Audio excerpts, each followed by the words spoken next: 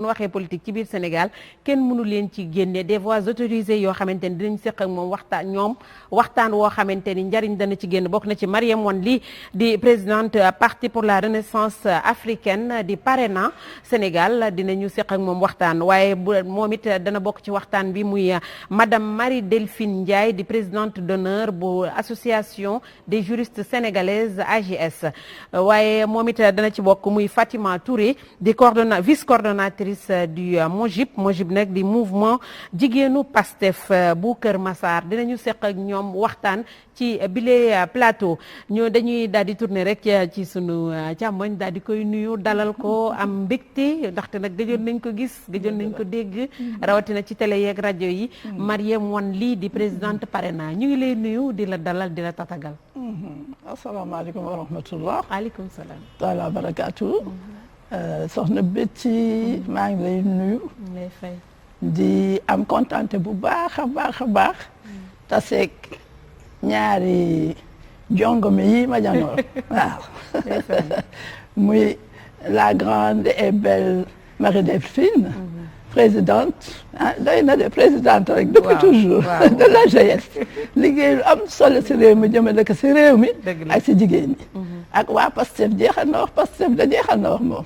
waa Pastef muy jonge ma gi sant Touré ni sama maam. ma janoon moom Fatima. ay yow soxna Betty. di la saagal di la defal xam nga nooy def di gën a rafet rek macha allah. dañuy jéem topp seen gannaaw di leen jaale bu baax ñu fi gaañu ñëpp. dëgg yàlla soxna Mariama Niass nga xam defal na ma lu ne. wallaay daf ma wër ba gis ma ni ma yow miis ak baat bu neex bi. mel na sama bopp day saa yàlla naka yàlla yërëm. dinaa la jàppale parce que sama baay nee na ma sama tur lii. dinaa def lu bëgg a bëgg day saa wallaay. maa ngi leen jaale ñoom ñëpp. ñaan yàlla na jàmm yàgg xam naa ne waxtaan bi dina am njëriñ. ndaxte kenn ma janoo rek muy Marie Delphine mënoon na yore moom kenn waxtaan bi macha allah. tabaarkalla. d'accord merci beaucoup Marie Delphine moomu sax nag ñun dañuy am toujours plaisir di ko recevoir ci sunuy plateau ndaxte émission jigéen bi mu njëkkee jóg je me rappelle man ak Awa Diop Ndiaye ñoo ko daan animé moom bokkoon nañ ci sunu invité yi nga xamante ni premier numéro bi mi ngi fi woon mu nekk nag nit ku baax Marie Delphine Ndiaye présidente d'honneur AGS ñu ngi lay nuyu di la dalal. maa ngi lay fay di nuyu waa Walfadjri yëpp. di am mbégte di nekk ci plateau bi ak sama ay sœur sama grande sœur Marième Wane Ly nga xam ne kenn du ko waneeti ndax bu ne jàmbaar rek moom la ndax moo fi jëkk nekk jigéen bu dem élection présidentielle loolu ku ñaam amul njàmbaar doo ko def mu def fi lu bari maa ngi nuyu tamit sama sœur bii ma ñu bokkal plateau Fatima Betty nag yow dama lay beral nuyoo bu kawe ndax émission bi nga jëkk a def muy jigéen man nga ko defal en 2008 loolu mat na 12 ans mu nekk émission bu am solo maa ngi lay nuyu di nuyu waa Walfadjri yëpp di nuyu seen kilifa bi di tamit fàttaliku ki fi jógee ndax moom ci émission yi ñun def ñu gëm moo ñu jëkk a consacré colonne ñuy bind éditorial ci Walfadjri loolu yàgg na association des femmes juristes ameel nañ ko njukkal ameel nañ ko ñaan ñu ngi leen di ñaanal di leen gërëm di leen sant bu baax. jërëjëf. amiin am na solo kontaan nañu lool waaye dinañu seq plateau bi également ak Fatima Touré nag moom mooy vice coordonnatrice du MOJIP nag mooy mbootaayu Pastef jigéen ñi ëmb fa diwaanu Kër Massar ay ca ñu ngi lay nuyu am plaisir di la dalal. maa ngi lay fay bu baax Betty di nuyu sama sœur sama tata Marième Wane Ly di nuyu aussi sama sœur Delphine di nuyu Sénégal yëpp di wax rek inna lillahi wa inna ilayhi raji'un ndax bu ñu waxee Kër Massar département de Pikine fa la nekk ñu xam ne fan yi département de Pikine démb yeewoon nañu ko tiis bu métti muy le maire Idrissa Diallo ñu koy jàllee ndax moom mu nekkoon koo xamante ne ku sori si ñun la ñu ngi koy jàllee njabootam yëpp di ko jaale waa Sénégal yëpp di ko jaale nag waa Dalifort ndax gën a jege gën a yey waa Dalifort ñoo ñàkk seen maire ñu ngi leen koy jaale bu baax a baax di jaale aussi yaay booy Seyda Mariama Niass di ko jaale di ko ñaanal yàlla liggéey bépp li nga xamante ne doon na ko liggéey ci alxuraan yàlla na ko suñu borom fay te njaboot ji mu fi bàyyi suñu borom teg fi loxo général ñaa aussi ñu di ko ñaanal yàlla di ko jaale Sénégal yëpp ndax Sénégal a ñàkk di wax ne daal ñi ngi nuyu ñëpp daal en quelque sorte di la beral loxo di beral loxo waa Walfadjri di ñaanal aussi borom kër gi Sidi Lamine ndax Sidi da doon liggéey bu am solo ci Sénégal da doon liggéey bu am solo day am jamono yoo xamante ne dañ fay toll suñu xel yëpp day dem ci Sidi di ko ñaanal yàlla na xippee aljana yi firdawsi di ñaanal ñëpp nag di nuyuwaat ñëpp rek di kontaan ci plateau bi. d'accord plaisir partagé dañuy daal di nag door waxtaan gi ak Marième Wane Ly mi nga xamante ni wax naa ko à l'entame de mes propos man leen kenn mënul wax parti politique rawatina jigéen ci biir politique te moom tuddoo ko loolu mënul nekk doo ko boo ko njëkkul tudd ci jigéen bokk na ci ñi ñuy njëkk tudd ñu nga jiite Parena waaye tamit nga nekk jigéenu jàmbaar joo xamante ni en 2000 osé woon nga dem jonganteek ay góor ci élection présidentielle déjà au niveau de votre parti ban place ngeen jox jigéen bien que nag jigéen a ko jiite mais ban kàttan nga fa jox jigéen wala ngeen fa jox jigéen ngeen fa jox waaw salaamaaleykum ni nga ko waxee rek jàpp ne jigéen ñi dañu mës a jouer rôle bu am maanaa ci parti politique yi mais dañ leen du jox seen yelleef loolu tax dañ leen du jox seen yelleef parce que looloo indi sax ma formé parti politique parce que jigéen jàmbaar yi ma gis rek mu bokk ci parti politique dinañ ko def présidente nationale des femmes wala présidente benn gox li soxna si dinañ xam ne daal kii jàmbaar la ñu fexe ba mu jiite benn gox wala présidente nationale des femmes daal fool ay yem temps yi ñuy def politique ñun ba donc maa ngi commencé très tôt nag laa war a wax d'accord waaw man nga ma teel a commencé Parena kañ la judd Parena ngi judd le 8 mars 1998 laa lancé loolu tax may def rectificatif na parce que man historienne laa te histoire dañ koy wax bu mu leer ndax bu ñu dellu see man dama lancé le 8 mars 1998 nga xam ne des na ñaari at pour élection 2000 yi ñëw ma ni damay nar a nekk présidente dama nar a nekk amin dama nar a nekk candidate à la présidence de la République dégg nga loolu mu def tuuru àddina nag parce que c'était la première fois ñu ni ci Afrique sax benn jigéen naan dafa bëgg nekk président de la République wax ko ba médias yi jottali ko dégg nga donc ma am mooy kan jigéen moo war a jox boppam cër déjà ndax am na cër yoo xamante ne boo ko yoree yow da nga koy incarner da nga koy wane du n'importe qui nag bu fekkee yow da nga ñëw nekk ci parti politique tu veux te réduire à quelqu'un boo xamante ne day nekk ci salle d'applaudissement yi di applaudir fa lañ lay teg ngay applaudir surtout boo xoolee jigéen ñi ci parti politique yi les partis politique classique ñu baal ma dañu tàmm di jël jigéen ñi def leen benn bétail électoral mooy comme ni ko Tata waxee dañ lay jël jox la benn titre nga toog fi ñu naan moom mooy diriger famille mooy responsable famille bu organisation jotee ñu jox la ko bu mobilisation jotee ñu jox la ko nga jël piis sandwich ak 1000 francs wala 5000 ñëw jox béti ji tëj këram tëj njabootam du xam keroog li yendu ci këram dugg ci kaar ba dem waxal la élection bu jotee nga jël femme boobu xoolul programme xoolul le parcours ak le discours leader bii taxaw di wax ak moom ndax yooyu bu fekkoon dañ ko doon xool tànn bi dina yomb mais dañuy toog ba tànn jot ñu ñëw am loo xam dañ la koy proposer nga hypothéquer sa àdduna pour 5 ans wala 7 ans ci loo xamante ne lañ lay jox lu jarul dara pendant ce temps yaa ngi jaay sa dundu doom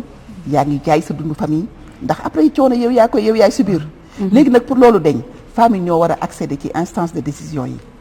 ni ñu ciy accéder mooy lan mais góor ñi dàkku ñu jàng jigéen ñi déedéet dàkku ñu jàng jigéen ñi mais est-ce que au niveau du Pastef xam nañ loolu bañ a xam loolu jigéenu Pastef dafa am place ci biir Pastef te ñu jox ko kon ba mu mat sëkk mais en général ci biir parti même bu ñu joxee jigéen ñi seen gëdd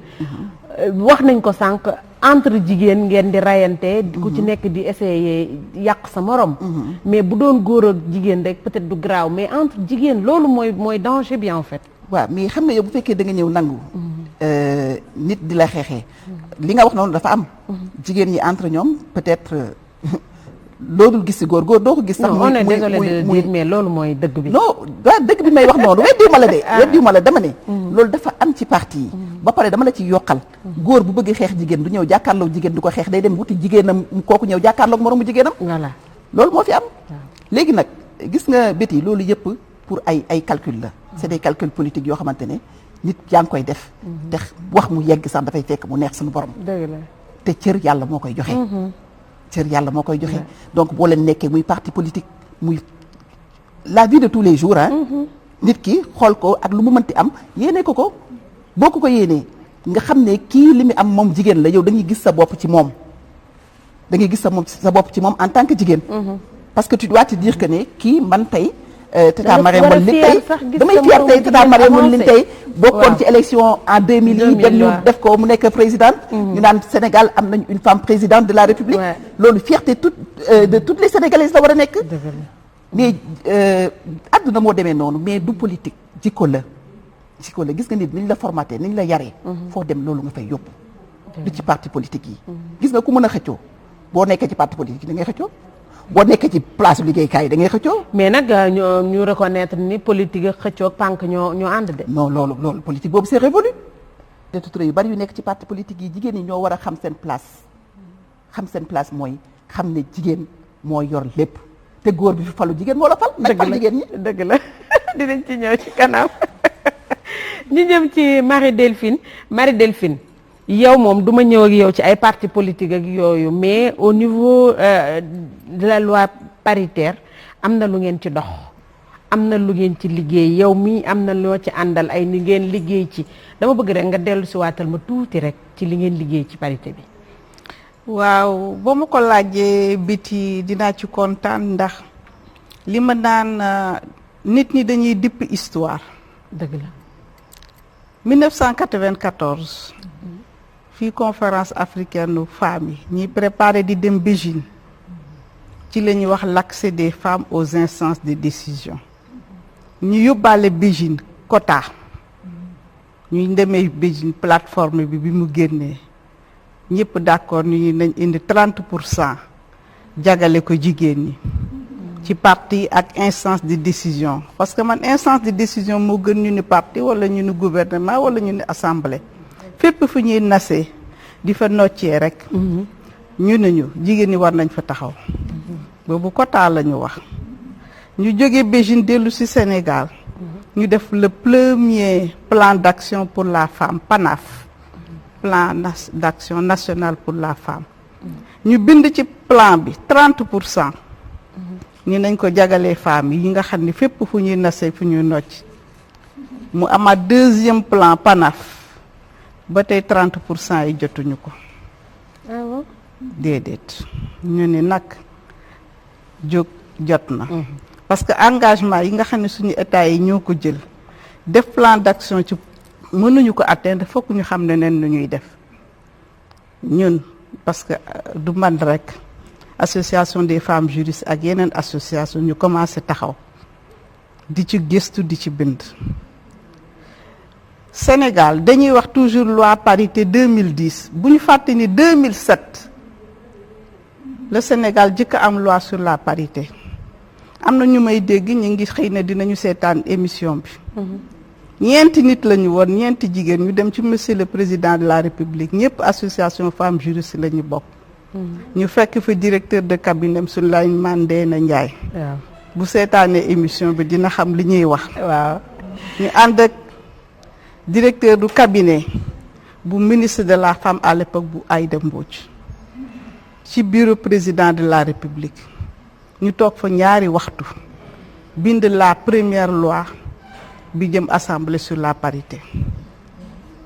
biñ koy bind di ko waxtaan ak moom lu mu ñu jëkk a wax man convaincre ngeen ma dem leen ngeen convaincre yeneen parti politique yi ñu def comme man. Maître Wade wax loolu. Maître Wade boobu il était président mënuñu on est à quelques mois des élections xëy na su ma defee lenn di dañ ko féetale question politique te ñun xam nga fi ñu ko jaaree dañ ko monsieur le président de la République da nga dem Union africaine yaa fi indi parité. ci commissaires yi ñu am 4 commissaires pairs ñu ni ko ñu am convention internationale yi nga xam ne Sénégal daf ko ratifié nga dikk constitution bu 2002 nga indi juróom-ñaari article yoo xam ne da nga ko jagale jigéen ñi ak ndaw ñi ñu ko kon tey jii war nga ñu may parité parce que article 9 bu protocole relatif aux droits des femmes moo jëkk a wax gouvernance paritaire mu ni wax ngeen dëgg te li ngeen ma wax aw ma dara leneen lu mu jar dinaa ko def loi boobu dem assemblée ñu voté ko au mois de mars 27 mars ñu toog tuuti 2 avril opposition bi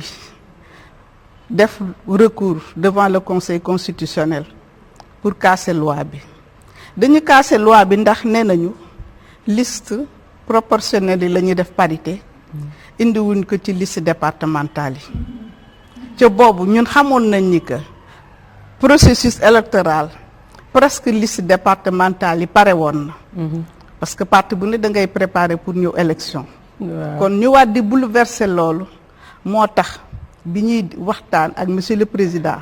ñu indi ko ci liste proportionnelle li ngeen di tudde liste nationale moom rek nag moo fi def liste paritaire en 2007 ñu dem conseil constitutionnel daal di casser loi bi mais casser wu ko ci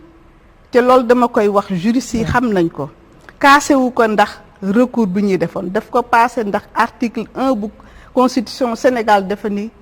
tolloo moo am discrimination mënul am góor ak jigéen kon ñun bu ñu indee discrimination boo xam ne dañ ko jëmale ci kii góor wala jigéen dañuy violer principe constitutionnel bi gaa sax ñu nanguwuñ ko woon juriste yi bind nañu suñu prime bind def nañ ci article ñu nag professeur Fatou Kiné Camara xam ngeen ko waaw Fatou Kiné mais taxul ñu toog moo tax bu ñu day wax parité man dama naan toujours parité bataille juridique la woon du woon bataille politique am na nag volonté politique énorme parce que li tax bi ñu ko cassé loi bi ni c'est anticonstitutionnel pas pour motif bi ko ñi ko indi woon conseil constitutionnel nañ xoolaat bu baax motif bi conseil constitutionnel indi pour ni c'est anti dafa ni discrimination boo xam ne c'est posé sur le sexe la maanaam góor ak jigéen looloo tax ci article 1 bi nous sommes égaux loolu moo ko indi ñu jàmbat ko di ko xool benn moyen rek la ñu amoon ñu indi nag en 2008 benn article benn sax alinéa la maanaam lu tuuti la ñu dugalaat ci constitution bi ci article 7 daal di ni la loi favorise l'égal accès aux fonctions et aux mandats gis nga article boobu moom la France am France amul loi paritaire buy wax parité mais président Hollande ak président Macron ñoom ñëpp bundee def gouvernement paritaire ñu ngi sukkandiku ci seen article boobu mi ngi ci ñun mais ñun yemuñu ci loolu dañuy delluwaat nag indiwaat loi en 2010 loi parité bi ñu indee projet bi association femmes juristes bi ñu ko xoolee ñu ni waaw fii indi nañ fi parité mais mën nga def juróom fukk yi jëkk yi nga def leen góor juróom fukk yi jigéen yi boo leen defee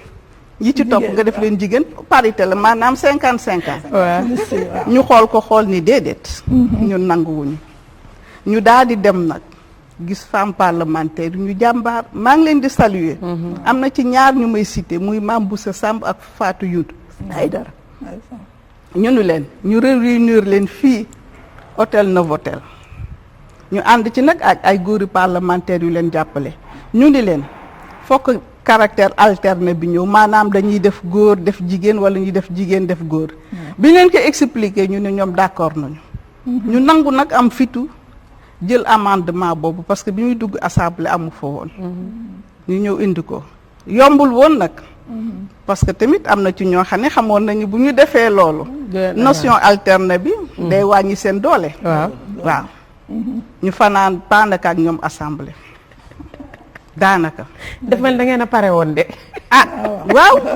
loolu nag la ñuy def ba caractère alterné bi ñëw ñu am loi parité bi 2010 mais nañ waxante dëgg volonté politique bu amul woon bu ñu changé wul woon constitution bi 2008 kon loi parité du mus a am ci Sénégal ndax constitution bi li mu jëkk a wax la loolu dama koy fàttali di ko wax parce que ñëpp war nañu xam li parité bi du benn fan lañ ko tabax yàgg nañ ko mbébét jóge ci quota di dox ba yegsi ci parité parité bi nag boo gisee mot bi ñu ngi ko jëlee ci charte africaine bi ñu gouvernance paritaire maanaam daf ko wax ci article 9 ñi nag aussi état yi ak nañ favoriser def ay loi jël ay mesures yoo xam ne góor ak jigéen ñi dañuy nekk fépp foo xam ne dañ fay nase ak di fa noccee moo tax pour ñun karité bi ba tey des na parce que dañ ko indi laa bëggoon xam ndax yéen vous êtes satisfaite ci parité bi ni muy doxee noonu bon satisfaite ñu ci sax ndax li tax li ci jëkk a manqué moo di dañoo def liste paritaire yemale ko foofu ci dañu bëggoon ba ci bureau yi ba ci commission yi parité am wàccul ni mu waree wàcc ci amoon na benn arrêté bu ministre de l'intérieur génne woon ni parité bi ci liste yi la woon mais bu ñu demee ci bureau yi pare ñu bañ xeex nañ ko dem nañ ci ba ci cour suprême am nañ ci dëgg loolu kenn du ko wax mais bi décision bi génnee cour suprême li ñu jaaxal mooy kenn appliqué wu ko lu tax kenn appliqué wu ko maa ngi koy laaj autorité ko war a appliquer cour suprême génne na kii jox ñu dëgg parce que am na ñu defoon recours foofu tamit dama fi taxawaat am na jigéen ñoo xam ne dañu ragaloon demuñu mais ñi ci am fit def nañu recours ba ñu yegg ba cour suprême cour d'appelu Dakar moo jëkk a jox dëgg liste yooyu cour d'appelu Kaolack joxe leneen mais bi ñu ñëwee cour suprême dafa dëggal recours yooyu association des femmes juristes ñu bari dañu daw ñun ñoo taxaw def requête yi gunge jigéen ñooñu ñu dem waaw parce que loolu am na fi moo tax ma di la satisfaite ñu ba léegi parce que assemblée bu yàggul la ñuy door a indi ca loolu tamit dañ ko xeex ba tàyyi pour ñu changer loi organique assemblée nationale pour ñu door fa mën a dugal parité même ci composition bureau bi parité bi nag des na parce que ñun biñ koy laaj fonction et mandat la ñu wax waruñu yem rek ci fonction yi nga xam ne dañ lay fal fi ñu lay fal bu ñu sañoon autorités yi ñu respecté liñ ñu charte yi ñu wax mu nekk charte yu gën a kawe ñu indi parité bi fi parce que xoolal boo dee xal fonction yi ñuy nommé d'accord ñiy jiite ñoo am droit jiite mais boo seetee duñu tabb nit parti politique yi nag moom man dama leen di xaw a mere parce que jigéen ñi joxuñu leen seen gëdd ci biir parti politique dinaa ñëw nga wax ma sa gis-gis ci jigéen ñi ci biir parti politique yi waaw parce que yaa ngi wax foofu ni ngay fi ngay entamé noonu baax na may ma tuuti ma ñëwaat ma demaat ci soxna Marième Wandi ndax en 2000 bi ngay déclaré ni da nga bëgg nekk candidate à la présidentielle yow xalaatoon nga Sénégal ndax ba jusqu'à présent sax est-ce que pare nañu pour am njiitu réew bu jigéen fii ci biir Sénégal parce que nag dañu am suñuy réalité am yoo xamante ni moo fi nekk pesanteur social yi lépp a ngi fi est-ce que pare nañu jusqu'à présent nii xalaat nga ni pare nañu pour am njiitu réew ci fii Sénégal waaw man de ba may def loolu fekk na nag wax dëgg yàlla bu ma neexee ma ni fekk na nag majeur naa vacciné fekk na lu ma waroon xam lu bari xam naa ko nag si réew mi parce que dama toogul ba pare jàng naa xam naa te dama jaar fu bare AGS yi ñuy wax nii yu bare ñoom dañ ñu doon indil parce que dañu bokk si association yi dañu indi seen xam-xam COSEF ñoom ñëpp dañ si bokkoon dañu indi xam-xam bu ñu amulee sax nit comme nu mu waxee dañu doon suivre ñëw leen ñu former leen si léegi yooyu boo nekkul juriste sax di nga am lu nga xam benn ñaar wax naa fu ma jaar nag parti extrême gauche moom nekkul lu dul di étudier société lan moo ko lal lu tax nit ñi di def nii lu tax ñu def la luy idéologie luy culture luy endoctrinement luy loolu dañ ko xam yàlla dimbale ma dem ba xam ne nag yàlla am na yonent yàlla Muhammad sallallahu alayhi wasallam yonent la ma daal di xam tam lu yàlla wax gëstu ko ba mu leer ma ni waxul ni jigéen warul falu ko waxul dëgg waxu ko te man am naa sax ay tukulóor laa bokk ak i séeréer yow foofu yaa ngi may wax côté diine bi da nga ci gëstu mais comme nii ci société bi ni mu tëddee nii waaw ndax jigéen dama la bëgg a wax ni combat la rek damay bañ a wax xeex la xeex sax lañ doon combat mooy xeex la waaw dama bëgg a wax rek combat sax léegi dina am foo ak réeg yooyu mais xeex la daal laa war naa ko waxee noonu donc te man ragaluma ko xam nga boo demee ba nekk xale nekk révolutionnaire nga ànd ak ay nit ñu dagg seen baat suul ko rey leen Omar Blondin ak ma Ousseynou Cissé ay yu kenn xam ne dama ànd ak ay jeunes yu am ñaar fukki at ak juróom-benn wala ñaar fukki at ak benn ñu rendi leen kenn gisul seen bopp et cetera ragaluñu woon ñun dañ nekkoon jeunes yu nga xam ne ragaluñu woon dee yàlla dimbali ma ba ma ragal yàlla. xam nga donc man ragaluma nit lu mu xalaat si lu may def lu ma si ragal rek mooy ndax dinaa si lakk wala du ma si lakk donc ba may dem c'est en connaissance de cause étant en lu ma si am jël.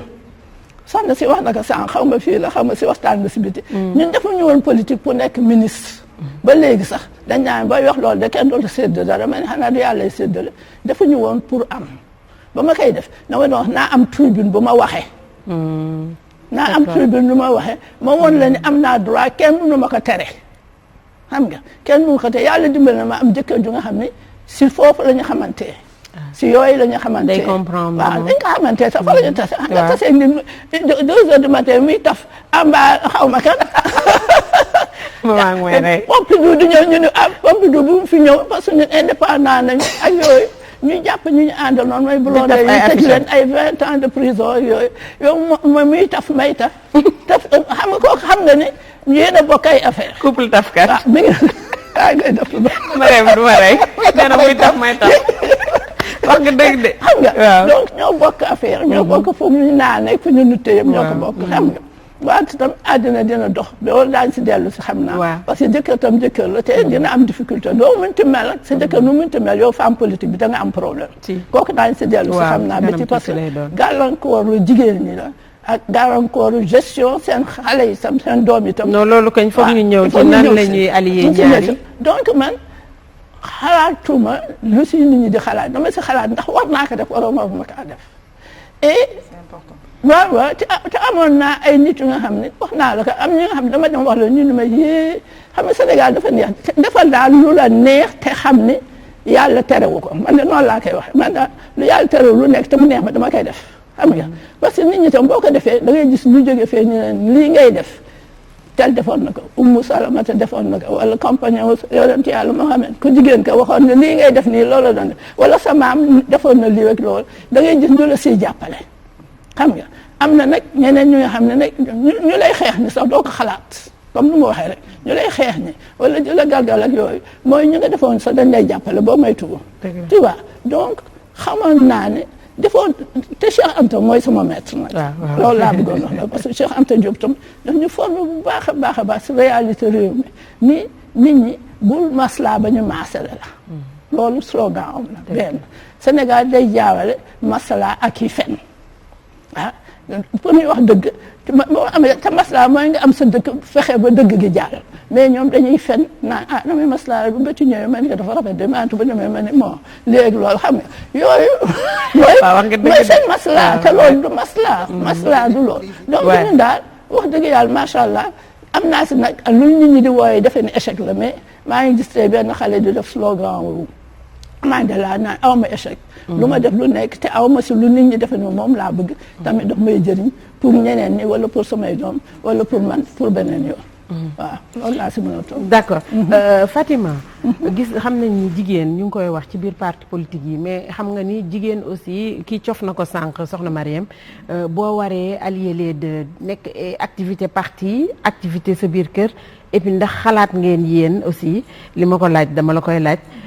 xalaat ngeen Sénégal waxuma guddi yi mais bés dana ñëw jigéen jiite ko bañ a xalaat pourquoi pas Betty